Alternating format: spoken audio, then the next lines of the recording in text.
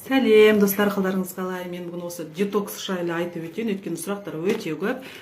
Бұл детокс дегеніміз организмді тазалайды, полный организм тазалайды. Бұл жерде тек қана бір бауырды, немесе бір асқазаншекті ғана тазалап қоймайды, бұл жерде комплекстің тазаланады.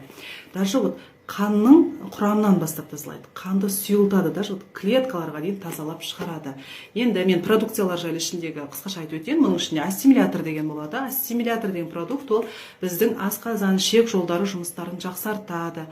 Мысалы гастрит, панкреатит, колит деген сияқты сол асқазан мен ішекпен байланысты аурулардан құтыла аласыз. Запор деген сияқты. Одан кейін екінші продукт лецитин деген болады. Лецитин жүрек қан тамырларының жұмыстарын жақсартады.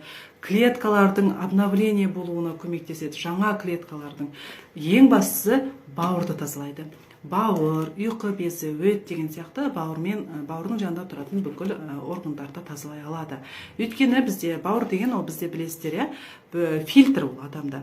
Жаңағы зиянды нәрселерден, мысалы, фастфуд жейміз, антибиотик жейміз. Ол антибиотиктің де өзінің зияны бар, ішінде зиянды токсиндер бар. Солардың бәрі негізі бауырда жиналады. Сол бауырды тазалайды. Үшінші продукт H500 деп айтылады. H500 ол антиоксидант, сіздің бүкіл ағзаңызға күш сыйлайды, энергия сыйлайды. Шаршамайтын боласыз, әлсіздіктен құтыласыз. Ең бастысы төртінші продуктымыз біздің коралмайн.